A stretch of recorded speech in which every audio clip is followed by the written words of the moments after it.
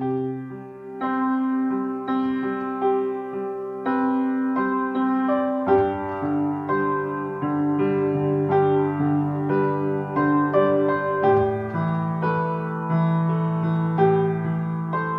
perspectiva é que até 2020, 1,5 milhão de pessoas vão se matar no mundo. Ou seja, isso significa um suicídio a cada 20 segundos e uma tentativa a cada 2. Hoje a gente tem um suicídio a cada 40 segundos e uma tentativa a cada 3. Esse número de pessoas quer dizer que já morreram por suicídio, mais a soma de todas as pessoas que já morreram de HIV, de guerras e de acidentes de trânsito no mundo. É gente pra caramba. Só que ninguém fala disso, né? Assunto tabu.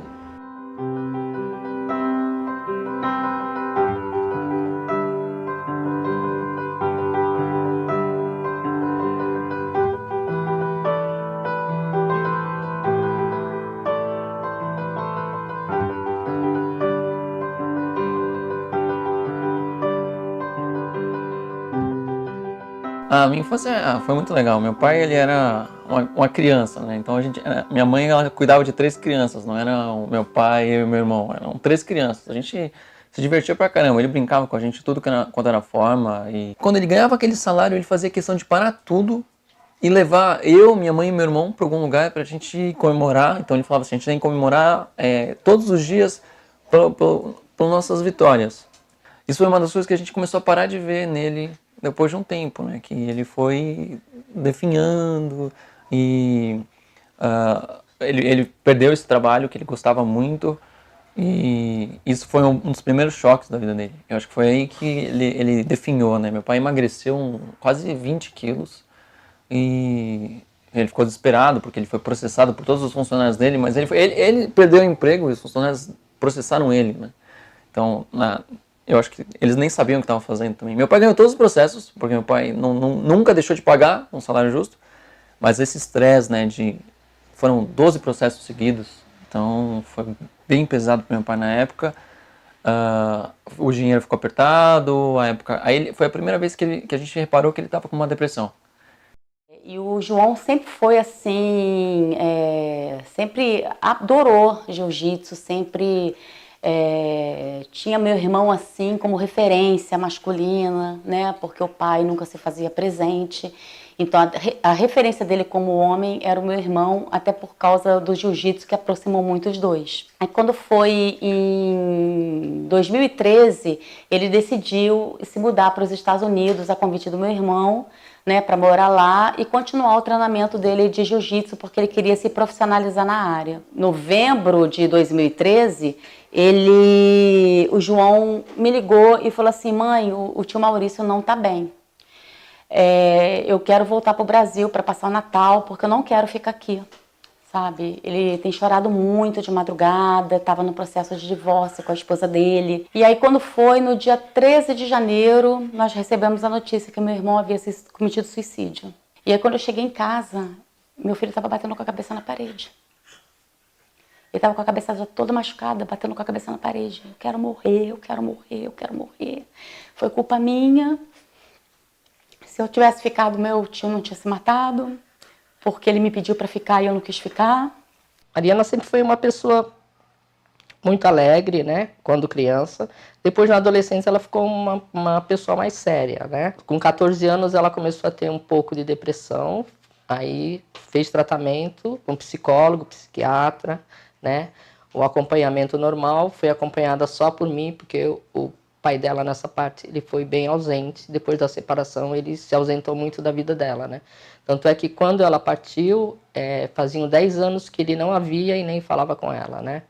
Então, ele perdeu muita coisa, né, porque ela era uma pessoa muito legal. Assim, eu desde pequeno, achavam que eu tinha problemas de depressão. Com o longo do tempo, descobriram que não, eu tenho transtorno bipolar, né.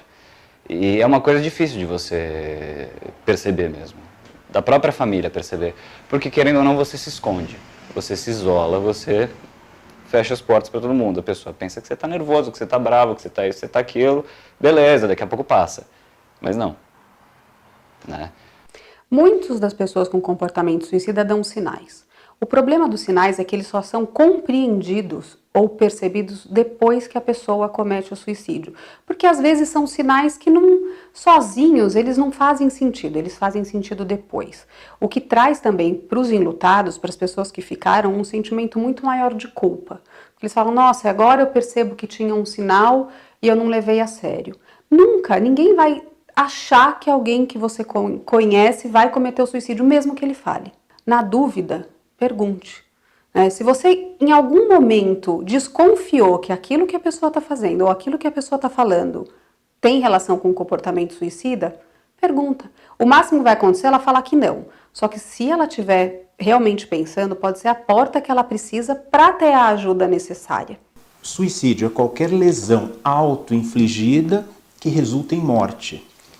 Mas é muito importante atentarmos não para o suicídio em si, porque uma vez consumado o suicídio, o estrago está totalmente feito na pessoa e nas famílias e nos amigos e na sociedade. É muito importante identificar o comportamento suicida. E o comportamento suicida, ele faz parte de um espectro. O final desse espectro e o desfecho mais trágico é a morte. Mas ele começa como? Uma pessoa que está com desprazer com a vida, que começa a achar que a vida não vale a pena. Uma pessoa como essa já está dentro do espectro do comportamento suicida através de um pensamento de que a vida não vale a pena. Depois ele começa a pensar assim, olha, eu não queria morrer, mas se eu dormisse e não acordasse mais, seria ótimo. Pelo amor de Deus, o que é dormir e não acordar mais? Então essa pessoa já está entrando mais fortemente no pensamento do espectro suicida. E as doenças psiquiátricas, elas são muito comuns. Em torno de 30 a 33% das pessoas ao longo da vida, em algum momento, vai apresentar alguma doença psiquiátrica. Por exemplo, a depressão é mais comum e é mais comumente associada ao suicídio.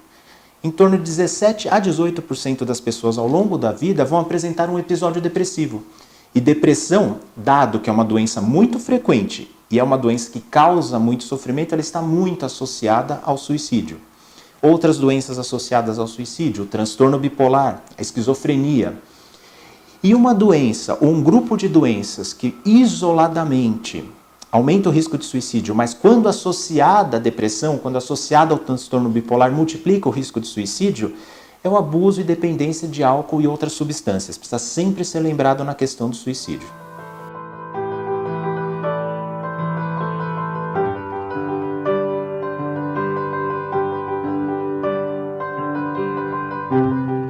Ele chegou em casa super preocupado, falando que ele estava super atrapalhado com as contas e que ele não sabia mais o que fazer e que aquilo estava deixando ele doido e que ele estava super preocupado. Só que eu estava num dia horrível, nossa, eu me arrependo tanto disso. Eu estava num dia horrível, eu tinha trabalhado e estava cansado. E eu quis ajudar, mas eu não sabia como. E juntou com o meu dia ruim e tudo. Aí eu não soube o que fazer, eu não soube o que falar. Foi a nossa última conversa. Um mês depois, quando foi dia 15 de fevereiro, caiu num sábado, durante o dia o João chamou o melhor amigo dele lá em casa, os dois ficaram conversando na varanda, e aí o amigo foi embora, e eu fiquei com ele assim o dia todo, fiquei dentro de casa, ele vendo filme no quarto, enfim. Aí esse amigo dele me telefonou, falou assim, tia, você pode encontrar comigo na praça perto da sua casa? Eu falei, posso. Cheguei lá, ele me deu um envelope na mão e falou assim, tia, olha essas cartas, o João me entregou isso hoje. E o meu irmão fez isso com o amigo dele. O João repetiu o que meu irmão fez. Meu irmão deixou um envelope com várias cartas para o amigo dele, com testamento, com tudo. Só que o amigo dele não abriu, sabe? E o amigo do meu filho abriu. E tinham várias cartas suicidas, de despedida. Eu fiquei apavorada porque já tinha vivenciado aquilo um mês antes, né? Voltei para casa, o amigo dele falou assim, tia, só não comenta nada que eu te mostrei, porque senão ele vai terminar a amizade comigo, ele vai perder a confiança em mim. Daí eu falei, tá, eu acho que foi o pior erro na minha vida ter feito isso. Eu não devia ter feito isso. Eu devia ter chegado em casa, eu devia ter posto ele na parede, ter mostrado, sabe? Falei assim, o que é isso aqui, João? O que significa isso? Ter confrontado ele, né? O que eu fiz? Eu me calei e fiquei colada nele. Fiquei no quarto dele até umas 11h30. E aí, quando foi umas 10 para meia-noite, me deu um negócio, sabe? Eu tava deitada, sabe quando você tá quase dormindo? Me deu um negócio assim, sabe? Alguma coisa falando assim, vai lá ver o João. E meu filho morreu. A vida está acima de qualquer valor, inclusive, por exemplo, da confidencialidade que a pessoa tenha com você. Naquele momento, mesmo que a pessoa proponha ou queira fazer um acordo com você de confidencialidade, é hora de proteger a pessoa. Então, avise familiares, avise pessoas próximas, avise o cônjuge. Se há algum profissional de saúde mental seguindo a pessoa, esse profissional deve ser avisado. Muitas vezes, em risco de suicídio, quando a pessoa está pondo em risco a própria vida, uma internação temporária, até que a pessoa melhore, ela pode ser indicada e pode salvar uma vida. O Drey, que era o namorado da Mari, acordou 20 para as 5 da manhã e não achou a Mari no apartamento. Então ele foi procurar. E ele me ligou 10 para as 9 da manhã. Aí ele falou, Cris, a Mari não está no apartamento, eu não sei onde ela está. Aí eu falei, estou subindo. Subi. Quando foi umas 10 para meio-dia, eu cheguei no apartamento. E aí fui olhar a carteira dela, estava o dinheiro, todos os documentos. Os 2 celulares dela estavam em casa, né? E eu desci a escadaria do prédio, eu nem peguei elevador. E atravessei e tinha um casal e mais uma mocinha olhando para a árvore. Aí eu perguntei para a menina, né, para a moça, você conhece a menina da pensão que tentou se suicidar, se enforcar? Ela falou, não é da pensão, eu moro na pensão e a gente não sabe quem é. Aí eu falei, como é que ela era? Aí ela falou assim, era uma menina moreninha. Aí eu aliviei, né, porque a minha filha era bem clarinha, né?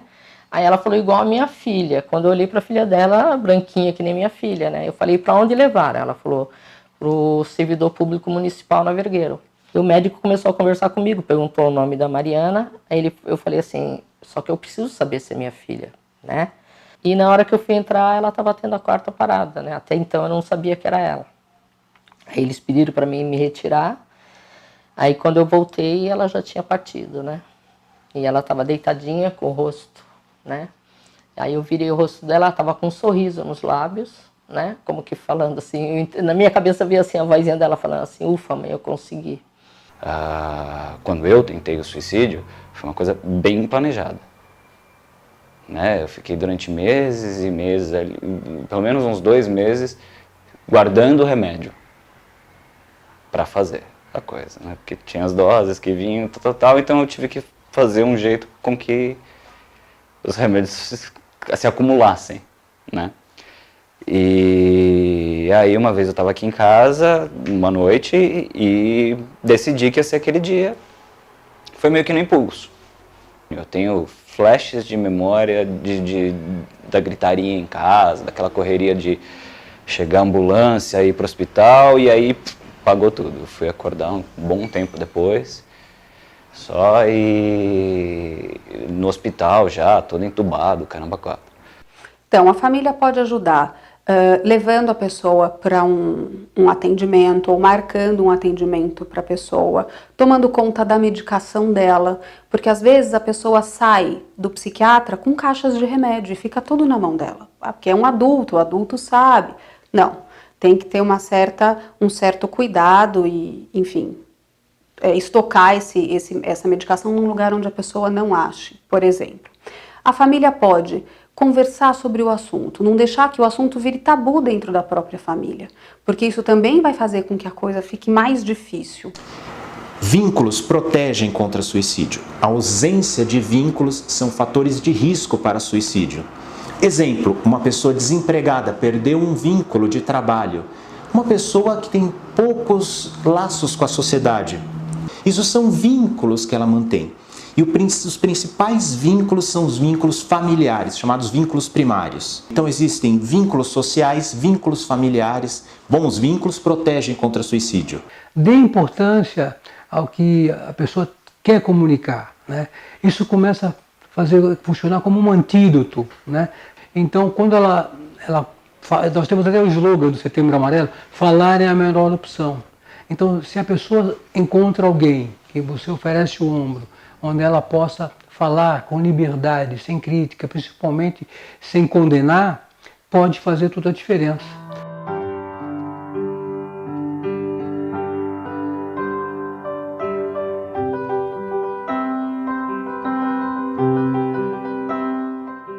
Entrei numa depressão horrível. Depois disso, fiquei 2 anos em depressão, tomando muita medicação para ficar dopada mesmo, sabe? Tentei suicídio 2 vezes. E quando eu saí da depressão, que eu falei assim, eu tenho que fazer alguma coisa pela memória do meu filho e para não deixar outras mães órfãs como eu estou agora. Eu vou criar um grupo só para mães que perderam seus filhos para o suicídio. E aí eu criei grupo de ajuda para mães de filhos que cometeram suicídio, né? Esse grupo, infelizmente, está crescendo, né? Porque cada mãe que entra ali é uma dor que fica o centro do coração. Acho que toda mãe que passa por essa perda, né, seja qual for, não só por suicídio, mas a de suicídio acho que mais, precisa de uma ajuda médica, de um psiquiatra, uma psicóloga, que nem eu só tinha Mari, então uma forma de eu dar outro carinho foi ajudar outras pessoas, com um abraço, com uma palavra de conforto, né? Ele morreu, mas a gente nunca esquece e a gente não supera. Não existe essa de, meu pai morreu faz 1 ano e eu tô super bem, eu superei já, superei. Eu acho que essa palavra superação não existe para a relação da morte, tá? Ninguém supera a morte de ninguém. A gente continua, a gente vive, a gente convive e a gente segue em frente. E tem uma frase que mudou a minha visão dessa situação toda. O meu pai tinha um amigo que ele é sensacional, ele é um cara de outro mundo, e ele olhou para mim e falou assim, olha Bruno, uma coisa para te ajudar, tá? Quando você sentir a ausência do seu pai, quando você sentir falta dele presente agora, lembra de todos os momentos bons que vocês tiveram juntos e lembra de tudo que ele te ensinou. Aí eu parei, eu pensei naquilo, né? Eu falei assim, nossa, vamos ver, né? Como funciona, né? E a partir desse momento, eu comecei a fazer isso. Bom, o impacto que o suicídio causa numa família é óbvio. Perder um ente querido, o impacto é enorme. Sobretudo um pai ou uma mãe ter que enterrar o próprio filho, eu acho que nenhuma pessoa deveria ter que passar por isso. Então esse impacto é óbvio. Porém existe um impacto secundário que muitas vezes fica escondido nas pessoas, que é o sentimento de culpa. Onde foi que eu errei com meu filho? Onde foi que eu errei com meu marido ou com minha esposa? O que faltou? O que eu não percebi? O que eu deixei de suprir que causou isso? A verdade é que ninguém é culpado por isso. Acredito que quanto mais informação houver a respeito do assunto, menos pessoas vão ter que lidar com essa tragédia. Mas se a pessoa está passando por isso e não está conseguindo lidar, é recomendável que busque auxílio. Existem pessoas que trabalham com isso de maneira solidária, existem entidades que podem ajudar a superar esse luto, que não é um luto comum, é um luto carregado de muita culpa, que precisa ser superado. Aquele poço que eu olhava lá atrás e que eu não via o fundo, ele tem uma mola embaixo, assim, se você quiser. Você consegue bater lá e subir de novo. Todo mundo chega uma hora que eu acho que está no fundo do poço, que olha e não vê saída para o que está acontecendo. Mas tem. Não é aquele momento. A vida da gente não é aquele momento só. As coisas mudam e mudam de um jeito que você nem imagina. Quando que eu ia imaginar que 3, 4 meses depois de ter passado por tudo isso, eu ia receber uma proposta de emprego para um outro estado, para uma outra cidade, ia para lá, ia conhecer o amor da minha vida e do nada as coisas mudarem da forma como mudaram. Eu acho que a gente precisa muito falar sobre suicídio. Eu acho que precisamos falar sobre suicídio. Faz a diferença.